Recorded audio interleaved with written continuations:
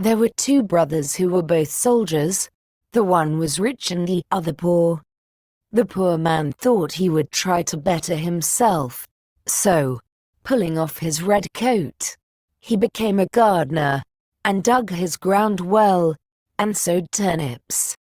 When the seed came up, there was one plant bigger than all the rest, and it kept getting larger and larger, and seemed as if it would never cease growing. So that it might have been called the Prince of Turnips, for there never was such a one seen before, and never will again. At last it was so big that it filled a cart, and 2 oxen could hardly draw it, and the gardener knew not what in the world to do with it, nor whether it would be a blessing or a curse to him. One day he said to himself, "O Ringy, what shall I do with it if I sell it? It will bring no more than another. And for eating, the little turnips are better than this. The best thing perhaps is to carry it and give it to the king as a mark of respect." Then he yoked his oxen, and drew the turnip to the court, and gave it to the king. "O Ringy, what a wonderful thing!" said the king. "O Ringy, I have seen many strange things, but such a monster as this I never saw. Where did you get the seed, or is it only your good luck? If so, you are a true child of fortune." Ringy, "No," answered the gardener. "O Ringy, I am no child of fortune. I am a poor soldier, who never could get enough to live upon, so I laid aside my red coat, and set to work, tilling the ground. I have a brother, who is rich, and your majesty knows him well, and all the world knows him. But because I am poor, everybody forgets me." The king then took pity on him, and said, "O Ringy, you shall be poor no longer.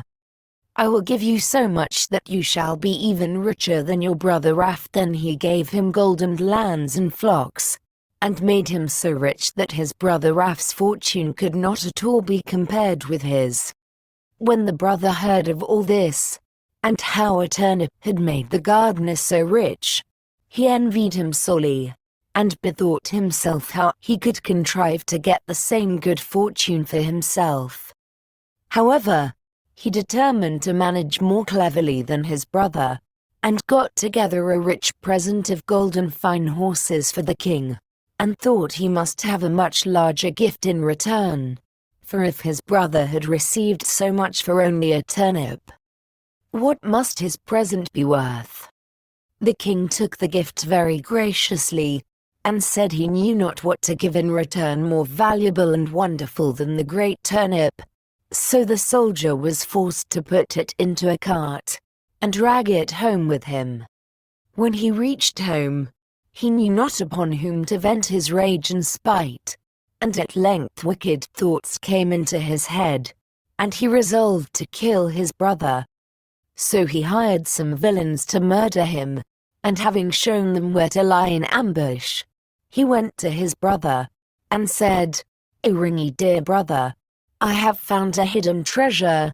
Let us go and dig it up, and share it between us." The other had no suspicions of his roguery, so they went out together, and as they were traveling along, the murderers rushed out upon him, bound him, and were going to hang him on a tree. But whilst they were getting all ready, they heard the trampling of a horse at a distance, which so frightened them that they pushed their prisoner neck and shoulders together into a sack, and swung him up by a cord to the tree, where they left him dangling, and ran away. Meantime he worked and worked away, till he made a hole large enough to put out his head. When the horseman came up, he proved to be a student, a merry fellow, who was journeying along on his nag, and singing as he went. As soon as the man in the sack saw him passing under the tree, he cried out, "O Ringy, good morning to thee, my friend." The student looked about everywhere, and seeing no one, and not knowing where the voice came from, cried out, "O Ringy, who calls me?" Then the man in the tree answered, "O Ringy, lift up thine eyes, For behold, here I sit in the sack of wisdom. Here have I, in a short time, learned great and wondrous things. Compared to this seat, all the learning of the schools is as empty air. A little longer, and I shall know all that man can know, and shall come forth wiser than the wisest of mankind. Here I discern the signs and motions of the heavens and the stars, the laws that control the winds, the number of the sands on the seashore, the healing of the sick, the virtues of all simples, of birds, and of precious stones. Wert thou but once here, my friend, thou wouldst feel and own the power of knowledge. The student listened to all this and wondered much. At last he said, Iringi, blessed be the day and hour when I found you. Cannot you contrive to let me into the sack for a little while? Then the other answered, as if very unwillingly, Iringi, a little space I may allow thee to sit here, if thou wilt reward me well and entreat me kindly. But thou must tarry yet an hour below, till I have learnt some little matters that are yet unknown to me. So the student sat himself down and waited a while, but the time hung heavy upon him, and he begged earnestly that he might ascend forthwith, for his thirst for knowledge was great.